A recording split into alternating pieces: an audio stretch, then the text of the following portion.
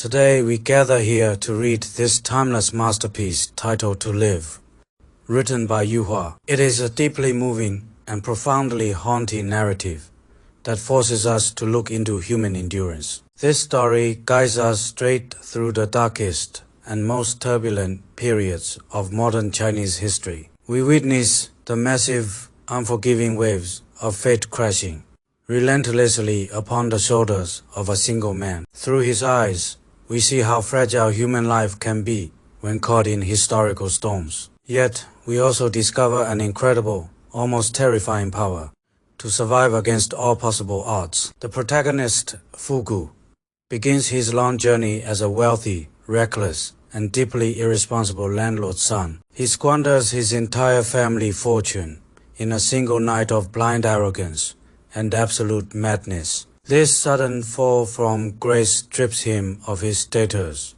and thrusts him into poverty. He is forced to work the very land his family once owned with absolute authority. Yet, this harsh material loss is merely the prelude to a much grander tragic symphony. As a civil war erupts across the nation, Fugi is forcibly snatched away from home. He is thrown into the violent, chaotic vortex of a brutal and bloody military conflict. Surrounded by death, hunger, and endless freezing mud, he learns the raw value of breath. He witnesses thousands of lives vanish in an instant, like smoke in the winter wind. The sheer randomness of survival strips away all his remaining illusions about human destiny. When he finally manages to return home, he finds his world irrevocably altered by time. His mother has passed away in grief, and his young daughter has become mute. The warmth of family reunion is immediately shadowed by the heavy scars of past suffering. Yet, they embrace their simple life with a quiet resilience that defies their grim circumstances. They find deep joy in the mere fact of being alive and together under one roof. But history does not stop his relentless, heavy march over the lives of ordinary people. The political movements of the following decades bring new, unexpected trials to their doorstep. The Great Leap Forward demands every scrap of iron, pulling them into collective hysteria. In a tragic accident driven by this frenzy, Fugi's young son, Yu Qing, loses his life. The boy dies giving blood to the magistrate's wife, a cruel twist of social hierarchy. This devastating loss tears a massive, unhealable wound directly into the family's fragile heart. The grief is heavy, suffocating, and absolute. Yet, the morning sun rises without any delay. They must continue to work the land because survival demands their absolute obedience to life. Years pass, and the Cultural Revolution arrives, turning neighbor against neighbor in madness. Fugui's mute daughter, Fangxia, marries a kind-hearted villager with a limp. For a brief, beautiful moment, it seems that happiness has finally returned to them. The anticipation of a new grandchild brings a sense of profound hope and renewal. But fate strikes again with a cold, mechanical cruelty that leaves us utterly breathless. Fangxia dies in childbirth due to medical neglect caused by the ongoing political chaos. The joy of birth is instantly swallowed by the absolute darkness of sudden death. Fugui's resilient wife, Jiazhen, soon follows her children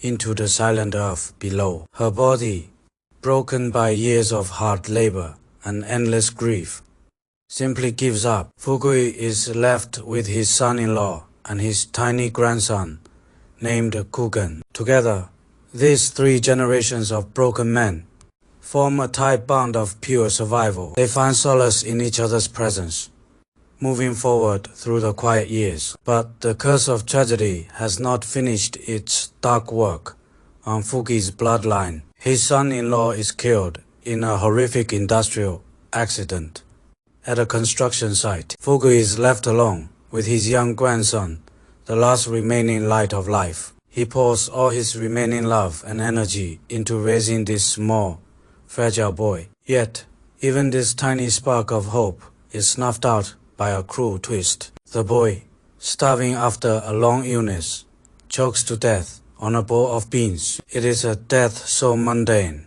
yet so profoundly tragic.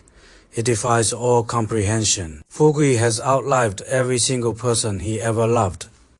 Entering absolute solitude, he buys an old, battered ox from a slaughterhouse to save its life. He names the old, weary animal Fugo. After his own tragic self, the two old survivors become inseparable companions. In the twilight of their lives, they walk through the fields, sharing a quiet understanding that requires no words. Fugui sings an old folk song to the ox as the evening shadows grow long. His voice echoes softly over the silent fields, a testament to endurance. Through this heartbreaking tale, Yuhua presents a profound philosophy of human existence. The book suggests that we live simply to live, not for anything else. Life has no grand, inherent purpose beyond the mere act of its own continuation. We do not live to achieve glory, wealth, or even personal happiness. We live because life itself is an absolute duty that we must carry out. This existential realization is both deeply liberating and profoundly terrifying to contemplate. It strips away all our modern illusions of control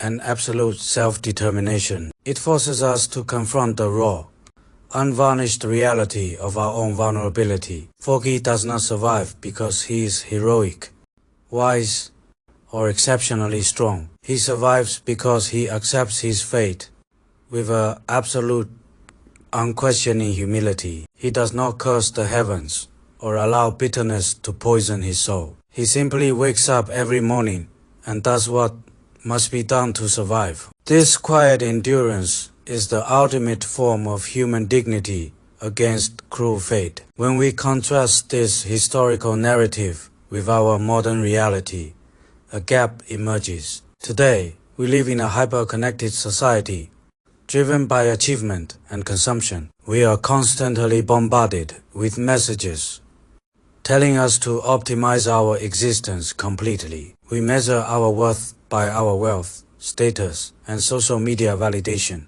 We have become obsessed with creating a perfect, pain-free illusion of life. We treat suffering as an anomaly, a failure of planning or technology. When tragedy strikes, we are often left completely broken, angry, and lost. We lack the spiritual tools to process the inherent randomness of human suffering. To live serves as a harsh, necessary mirror for our contemporary anxieties. It reminds us that pain is not a glitch in the system of life. Suffering is an inseparable, fundamental thread woven directly into human experience. By trying to eliminate all discomfort, we often thin out our capacity for resilience. We become fragile, unable to withstand the inevitable storms that fate sends us. Fugui's story forces us to ask ourselves what remains when all is lost. When our wealth,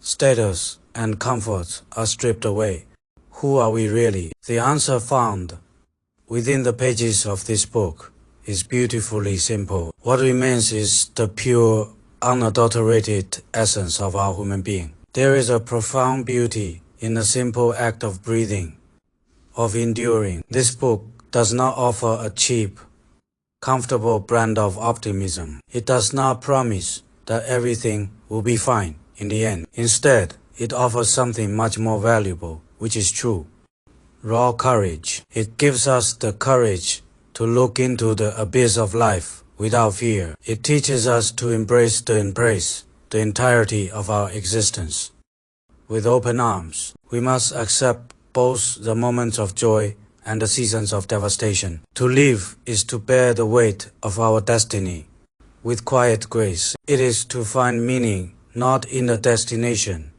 but in the journey. As we close this book, we are left with a lingering feeling. It is a mixture of profound sorrow and an unexpected sense of peace. Fugui's voice seems to echo across the vast distance of time and space. He reminds us to appreciate the simple, fragile reality of our present moment. He calls us to look past our modern anxieties and embrace life itself, for in the end, that is the only true possession we have. The story of Fuki is a timeless reminder of our collective human roots. It connects us to generations of ancestors who tilled the earth before us